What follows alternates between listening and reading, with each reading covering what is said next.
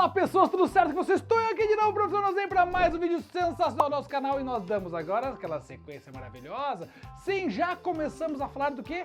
De Enem, exatamente, estamos chegando próximo à prova do Enem e Enem 2025 você tem que estudar, tem que fazer aquela revisão, tem que chegar chegando. E hoje pessoas aqui no Enem com Noslen, hoje eu vou trazer 6 figuras de linguagem que sempre caem na prova do Enem. Bora lá? Muito bem, pessoas, 6 figuras de linguagem importantíssimas para a tua prova, mas você vai chegar fazendo o quê? Deixando seu likezão, se inscrevendo no canal. Por quê? Porque eu quero que esse vídeo chegue a mais pessoas que vão estudar para o Enem. Inclusive, esse ano teve muito mais pessoas se inscrevendo no Enem, tô sabendo, aumentamos o número de inscritos para o Enem, que coisa boa, né? Então quer dizer que as pessoas estão decididas a fazer a faculdade, e isso eu fico muito feliz, porque eu trabalho para isso também. Trabalho para ajudar você a chegar na sua universidade, chegar no seu concurso, chegar na sua carreira profissional, chegar onde você quiser com a língua portuguesa, beleza? Vamos lá, pessoas, olha só. Primeira coisa, 6 figuras de linguagem são muito comuns na prova do Enem que você vai ter que saber, certo? Essas você não pode fugir, você tem que saber. Eu vou relembrar rapidamente aqui para vocês, para que você possa ficar com isso bem fresquinho na sua memória, para você poder entender de uma vez por todas quais são elas, e essas você tem que entender a dinâmica dessas figuras de linguagem. Vamos lá? Vamos começar aqui, ó, nessa nossa tela maravilhosa da Moviplan. Opa, passou muito aqui. Tá aqui, ó. Primeira delas é a metáfora. E aí já vou até clicar aqui, ó. E agora, José... Essa aqui? Vamos ver. Ah, isso mesmo, metáfora, eu quero outra cor. Vamos pegar outra cor, professor. Metáfora. Ah, não deu certo. Peraí, vou fazer diferente, peraí. Vou pegar aqui, pegar a cor aqui, e agora vai dar certo. Agora vai dar certo. Eu vou até apagar aqui, ó. Agora vai dar certo. Metáfora. Ah, garota, agora sim. Metáfora você tem que saber, gente. Metáfora é quando você substitui uma palavra por outra, ou melhor, quando você faz uma afirmação, certo? De algo que você sabe que não é real, ou seja, você afirma algo sobre alguma coisa. E essa afirmação, ela tá no campo da conotação, ou seja, no campo da figura de linguagem, no campo figurado, certo? Por exemplo, dos meus olhos escorreram pérolas. A gente sabe que não escorre pérola de verdade do meu olho. Isso é uma metáfora. Olha a metáfora que tá aqui, ó. Ela tem um coração de pedra. Veja, coração de pedra, a gente sabe que o coração ele não é de pedra de verdade. Ou seja, eu estou usando essa expressão aqui de forma figurada, certo? Coração de pedra, a gente sabe que não é verdade, que não existe um coração de pedra de verdade. Agora, quando eu afirmo que ela tem esse coração de pedra, isso é uma metáfora. Não pode confundir com a comparação, tá? Comparação é quando você traz um elemento comparativo. Ela é igual a uma pedra, certo? Quando eu usei esse igual a uma, tem um elemento comparativo. Usei o igual traz uma comparação. Já na metáfora é uma afirmação. Ela tem um coração de pedra. Sacaram essa ideia? Ela tem um coração de pedra, isso é uma metáfora. Tranquilo? Show de bola? Maravilha? Muito bem. Outra figura de linguagem importante, metonímia. Metonímia, gente. A metonímia, sim, ela é substituição. Ela traz uma ideia de aproximação de coisas. Como assim, professor? Quando, por exemplo, eu falo assim, li Machado de Assis. Você não leu, você não pegou o corpo do Machado de Assis, que já nem deve ter corpo mais, só pó, né? E leu ele em braille, não. Você leu a obra dele. Então você troca Machado de Assis, que é o nome dele, pela obra. Você faz uma aproximação. Isso é metonímia. Olha a metonímia que tá aqui, ó. É exatamente essa, li Machado de Assis. Você não lê Machado de Assis, você leu a obra, leu os livros de Machado de Assis. Então, quando você fala li Machado de Assis, por aproximação, você substitui toda a parte obra de Machado de Assis pelo nome do autor. O autor pela obra que a gente chama. Existem várias outras coisas. Comer um prato de arroz. Não, o prato não é feito de arroz, certo? E nem você comeu o prato de vidro. Você comeu o arroz que estava dentro do prato. Então, quando você fala comer um prato de arroz, você está fazendo uma metonímia, que é o conteúdo pelo continente, aquele que contém esse conteúdo. Sacaram? Então tem vários tipos de metonímia. A gente usa metonímia o tempo todo no nosso dia a dia. E o Enem cobra direto também, beleza? Ó, ironia. Essa aqui é muito legal, tá? Aparece direto ironia. Até porque nós, brasileiros, somos um povo irônico. E a prova do Enem vai ter muita ironia. Olha lá. Claro, ficar preso no trânsito por 2 horas é maravilhoso. Ó, claro, ficar preso no trânsito é maravilhoso. Quando ele fala isso aqui, óbvio que ele está sendo irônico, porque ficar preso no trânsito por 2 horas não é maravilhoso, mas quando ele faz essa afirmação de forma irônica, isso é uma ironia, não, uma ironia. Beleza? Tranquilo? Cuidado com isso. Outra, personificação. Personificação é quando você transforma algo que não tem humanidade em algo humano. Você atribui características humanas a algo que não é humano, certo? É isso que é personificação. Você personifica algo, certo? Você pega a água e dá uma característica humana para ela, o vento dá uma característica humana para ela. Isso é personificação ou prosopopeia, que é um outro nome que você tem para personificação. O vento sussurrava segredos naquele dia. Gente, vento não sussurra nada. O vento nem fala, certo? Então o vento sussurrava, isso é uma personificação, tá? Eu estou trazendo uma característica humana que é sussurrar para o meu querido vento, que não é humano. Ai, eu acho tão humano. Não! Seres humanos são seres humanos. Vento é um fenômeno da natureza, beleza? Show de bola? Então tá aqui, ó. O vento sussurrava, isso aqui é personificação. Outra que é muito comum, antítese. Antítese, antes que você pense em qualquer outra coisa, é oposição. Antítese é coisas contrárias, oposição de ideias. Quando eu trago oposições de ideias, eu tenho antíteses, beleza? Olha a antítese que eu trouxe aqui, ó. O amor e o ódio caminham lado a lado, ó. Amor, ódio. Os dois são contrários um ao outro, certo?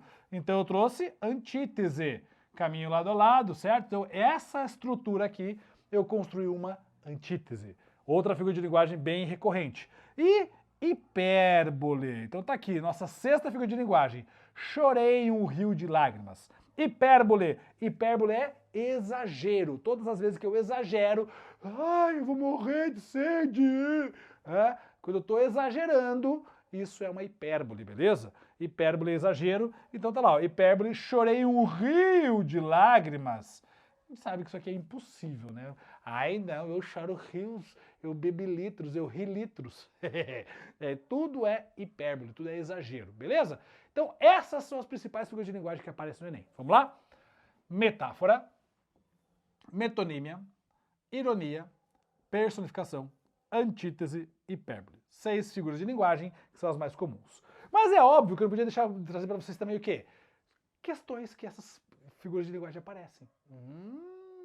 Agora que a coisa fica boa. Porque você sabe que nessas aulas desse nosso ano aqui, a gente está o quê? Trazendo teoria, relembrando teoria e fazendo exercício. E dessa vez o exercício é do Enem. Exatamente. Prova do Enem, vamos resolver exercício do Enem? Vamos resolver exercício do Enem. Tá aqui, ó. Tá aqui. Questão número 30 do caderno azul, 6 do caderno amarelo, 12 do caderno branco, 19 do caderno rosa de 2020. Questão do Enem 2020.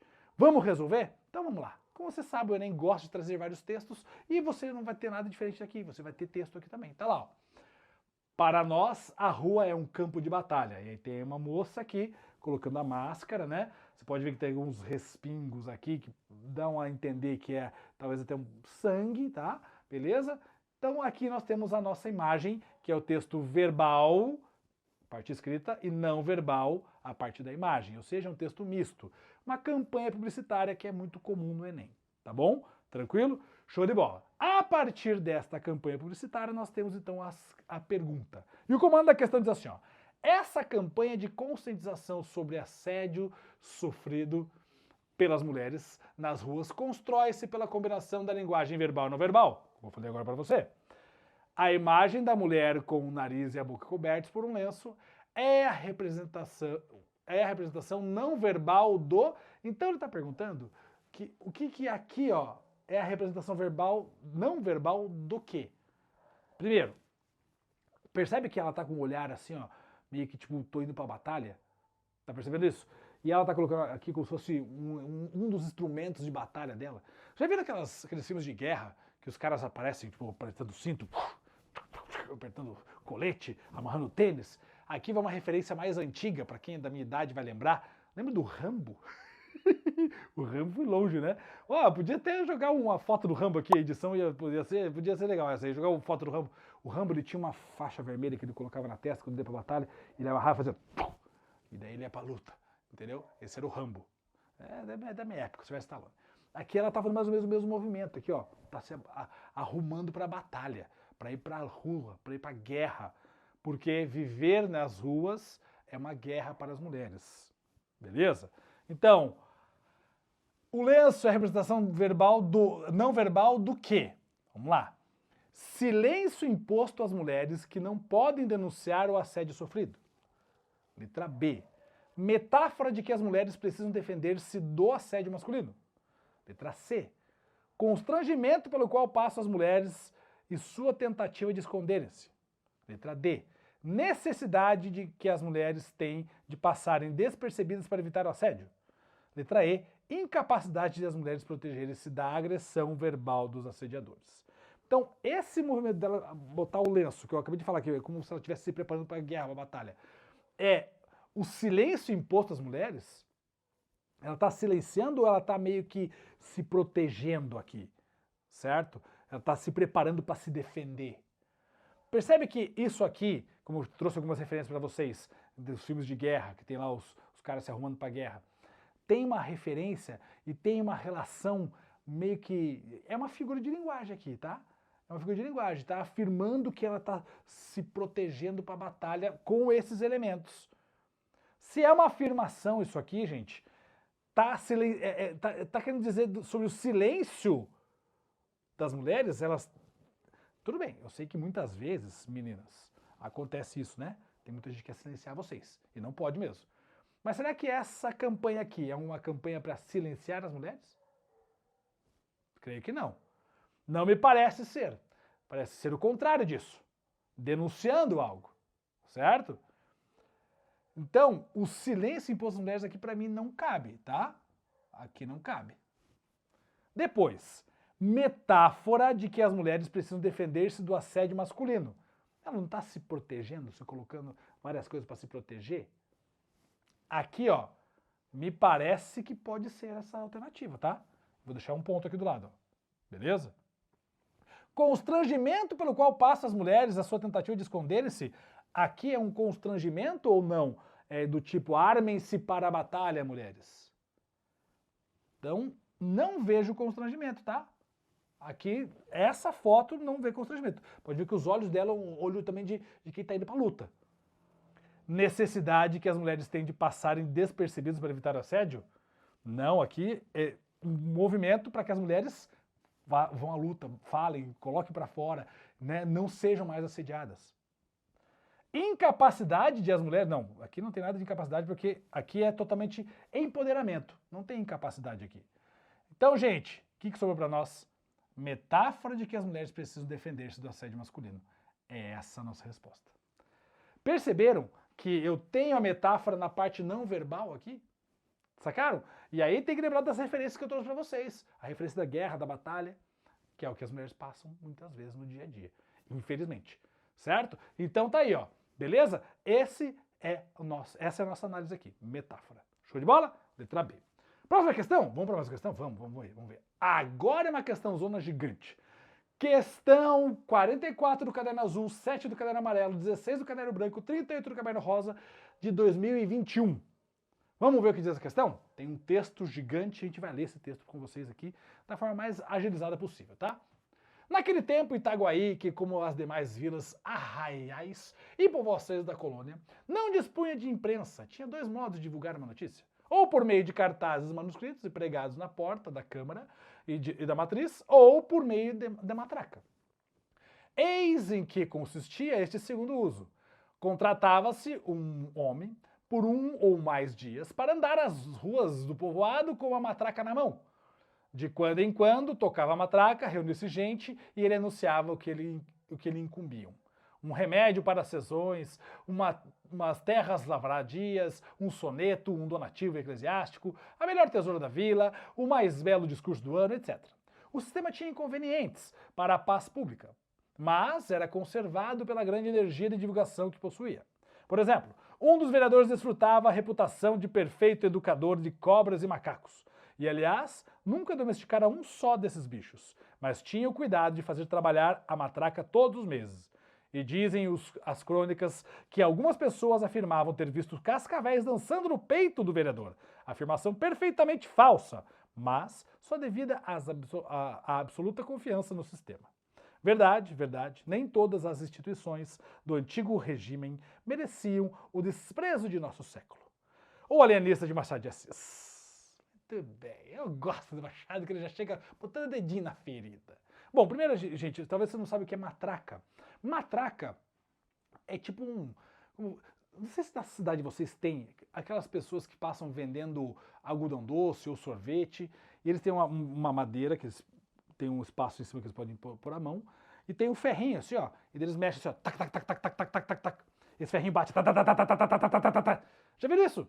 O cara faz tá, tá, tá, tá, tá, tá, tá, tá, tá, tá, faz um barulhão. Ele anda pela rua. Tá, tá, tá, tá, tá, tá, tá, tá, tá, tá, tá, tá, tá, tá. Isso é a matraca, tá? Tá, tá, tá, tá, tá, tá, faz um barulhão. O cara que vende algodão doce, ele tá, tá, tá, tá, tá. Olha o algodão doce! Antigamente, aqui na minha cidade, tinha uns caras vestidos de banana de pijama, com essas matracas na mão. Tá, tá, tá, tá, tá. Olha o algodão doce! Ou então, gente que vende sorvete também. Tá, tá, tá. Ó o dolé! Ó o dolé! Ó o sacolé! Tá, tá, tá, tá, tá, tá, tá. Antigamente tinha muito disso, né? Eu sei que em algumas cidades é o assovio também. Né? Também servia. Ô, edição, coloca uma matraca pra galera ver o que é uma matraca aí. A edição tá perdida nesse nosso vídeo que fez. A gente tem que enfiar a matraca aí. E aí, o cara tocava matraca, parava na praça pública e fazia as suas comunicações. Isso era a matraca. Então contratava um homem para fazer isso. Andava de vilarejo em vilarejo, batendo a matraca e contando todas as novidades aí daquele período, certo? É isso que ele fala aqui no texto. E dentro disso, tinha um vereador que queria falar bem de si mesmo e ele contratava a matraca para falar bem dele. E aí tem uma frase bem importante aqui, ó, que ele fala assim, ó. Dizem as crônicas, algumas pessoas afirmavam ter visto cascavéis dançando no peito do vereador, porque o vereador falava que ele cuidava dos bichinhos. E aí, afirmação perfeitamente falsa. Isso aqui é o que o Machado está dizendo, tá? Mas só devido à absoluta confiança no sistema. Ou seja, dá aquela cutucadinha no sistema. Coisas de Machado de Assis. Ô, Machado. E aí, olha só. O fragmento faz uma referência irônica a formas de divulgação e circulação de informações em uma localidade sem imprensa, ao destacar a confiança da população no sistema da matraca, que eu explico para vocês agora. O narrador associa esse recurso à disseminação de... Então vamos lá, ele associa esse recurso ao quê? Campanhas políticas, anúncios publicitários, notícias de apelo popular, informações não fidedignas, serviços de utilidade pública. Muito bem. Olha só, a matraca fazia tudo isso? Fazia tudo isso, beleza? Tudo isso que está aqui era, sim, função da matraca. Mas o narrador associa esse recurso à disseminação do quê? O que é que o narrador desse texto está fazendo em relação ao uso da matraca? Ou do matraca, enfim. Ele destaca uma campanha política? Não, ele destaca um político que traz informações falsas sobre si mesmo, para angariar votos. Cuidado, porque campanha política poderia ser se você não pensar que ele está tirando sarro do político. Como assim ele está tirando sarro? Quando ele fala aqui, ó, dizem as crônicas que algumas pessoas afirmavam ter visto cascavéis no peito do vereador, afirmação perfeitamente falsa. Ou seja, ele está dando uma zoada no vereador. Mas essa informação só devida à absoluta confiança no sistema. Veja, é falso, mas é só por causa do sistema. Ele está zoando, ele está sendo irônico, ele está usando de ironia, característica própria do Machado de Assis. Se você lembra da literatura, se você lembra do Machado, você já resolveu essa questão aqui. Porque se o Machado é irônico, ele cutuca a sociedade, ele fala mal da burguesia, ele fala mal dos vereadores, é óbvio que ele está fazendo isso aqui nesse trecho. Certo? Então, beleza. Tem a ver com campanha política? Até tem, mas aqui o que o narrador associa através da ironia é o político que faz anúncio publicitário? Não. Que faz notícias populares? Não. Que traz informações não fidedignas? Talvez sim. Serviço de utilidade pública? Não. Campanha política também não é uma campanha política, não é votem em mim. Ele traz informações falsas sobre si mesmo, para quem sabe no futuro fazer uma campanha. Mas neste trecho, o narrador, ele está trazendo ironia e zoando as informações falsas. Letra D. Olha que legal essa questão. Mistura literatura, mistura figura de linguagem e ironia, que é própria do Machado de Assis, mistura o autor Machado de Assis, dentro do contexto do texto. Então aqui era muito fácil marcar a campanha política, se não prestasse atenção. Porque tem que ver o que o narrador está fazendo através do texto. E esse narrador Machado de Assis está sendo irônico, cutucando as informações falsas que o político trouxe. Beleza? Tranquilo? Numa boa isso, gente? Ai, coisa linda. Vamos à próxima questão? Tem mais uma questão? Sim, claro que tem. Vamos lá. Mais uma. Mais uma questão. Questão de número 100 da prova cinza de 2013. Aqui está 2033, é 13. 13. Beleza? 2013. Olha só. Tem um texto bonitão que diz assim: Mar português, ó mar salgado, quanto do teu sal são lágrimas de Portugal. Por te cruzarmos, quantas mães choraram, quantos filhos em vão rezaram, quantas noivas ficaram por casar, para que fosses nosso, ó mar. Valeu a pena? Tudo vale a pena se a alma não é pequena. Quem quer passar além do bojador, tem que passar além da dor. Deus ao mar o perigo e o abismo deu, mas nele é que espelhou o céu. Fernando Pessoa. Ah, coisa linda. Óbvio, gente, se a gente tem aqui um texto que é uma poesia, vai estar cheio de figura de linguagem. Eu já identifiquei de cara aqui hipérboles, né? Então, ó, são lágrimas de Portugal, o mar salgado, quanto do teu sal são lágrimas de Portugal. Quer dizer, o sal do mar são das lágrimas das pessoas. Olha o exagero, olha a hipérbole apresentada aqui, gente. Né? Então tem bastante hipérbole aqui, que é algo bem próprio também desse período, desse tipo de poesia. Aí, por te cruzar quantas mães choraram, quantos filhos em vão rezaram, né? Olha só como tem um drama aqui por trás também, né? Quantas noivas ficaram por casar, porque fosses nosso, ó mar. Então tem um discurso bem hiperbólico aqui dentro desse texto, beleza? Show de bola? Bem exageradinho. E aí assim, ó, nos versos 1 e 2, a hipérbole e a metonímia, ó, ele já traz mais uma figura de linguagem, ó. Hipérbole e metonímia, certo? Foram utilizados para subverter a realidade, ou seja, mudar a realidade. Qual o objetivo dessa subversão para a constituição temática do poema? Qual o objetivo de fazer essa transformação na constituição temática do poema, do tema do poema? Bom, muito bem. Então, primeiro e segundo versos. Ó mar salgado, quanto do teu sal são lágrimas de Portugal. Vamos marcar aqui, ó. Beleza? Show de bola? Aí, primeiro, potencializar a importância dos feitos lusitanos durante as grandes navegações?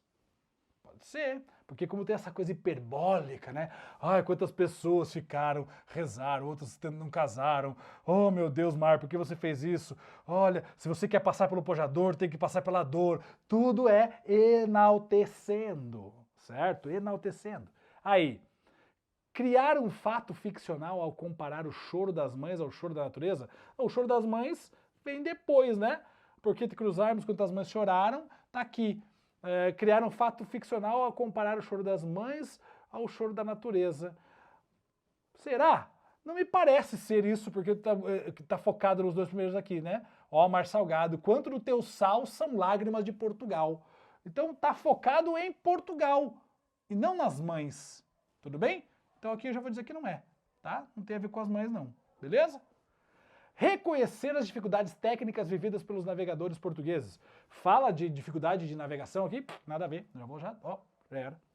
Atribuir as derrotas portuguesas nas batalhas às fortes correntes marítimas. Não é só as fortes correntes marítimas. Tem coisa aqui, né, que ele fala, para que passar além do bojador, tem que passar além da dor. Deus ao mar o perigo e o abismo deu, ou seja, que o mar é perigoso, mas nele é que espelhou o céu, né? O mar é espelho do céu. Beleza, mas isso aqui tá ligado somente a isso? Não. Então, não está atribuindo as derrotas portuguesas nas batalhas fortes com as marítimas. Certo? Até porque Portugal não só perdeu, ele também venceu, chegou a outros lugares, né? Chegou até o lado de cá. Tá? Então não está falando só de derrota. Relacionar os sons do mar ao lamento dos derrotados nas batalhas do Atlântico? Não. Já falei, se de cima está errado, esse de baixo está errado também. Só sobrou o quê? Letra A. Potencializar a importância dos feitos lusitanos durante as grandes navegações. Certo? Porque ele está dizendo aqui, olha, para poder ser vencedor, tem que passar pela dor, tem que passar pelo perigo do mar, as pessoas ficaram chorando para trás e tudo mais, mas, olha só, são lágrimas de Portugal. Quanto desse sal do mar são lágrimas de Portugal? Ou seja, esse sal constituído no mar que constituiu Portugal também pelas suas grandes vitórias. Então aqui é totalmente potencializando Portugal como nação. Beleza? Por isso é a letra A. Tranquilo, gente? Viu como aparece a figura de linguagem? É assim que aparece.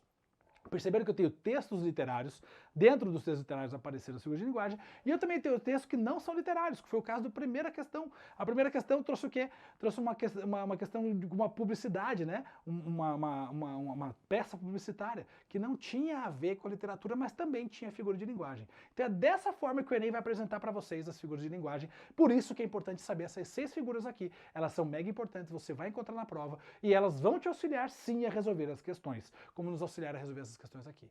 E aí, curtiram? Gostaram? Acharam massa? Eu curti demais fazer essa aula para vocês, espero que estejam gostando, porque agora é uma sequência de aulas do Enem para que você possa cada vez mais ficar ligadaço no Enem. Inclusive, quero saber de você. Você gostaria de um curso de 2 meses para se preparar para o Enem, com redação e os principais assuntos que caem na prova? Olha, se você quiser, já diz sim aqui embaixo, porque eu vou preparar algo bem legal para você. Maravilha? Tamo junto? Inclusive, não deixe de aparecer lá também, professornozei.com.br. Me siga nas outras redes sociais, todas que nós temos por aqui, Professor Nozei, todas elas. E, obviamente, deixa o likezão, compartilha, curte, se inscreve no canal pra gente chegar a 6 milhões e vamos que estamos entregando cada vez mais conteúdo para vocês aqui. Show de bola? Tamo junto, ó. Bom de coração, valeu, fui!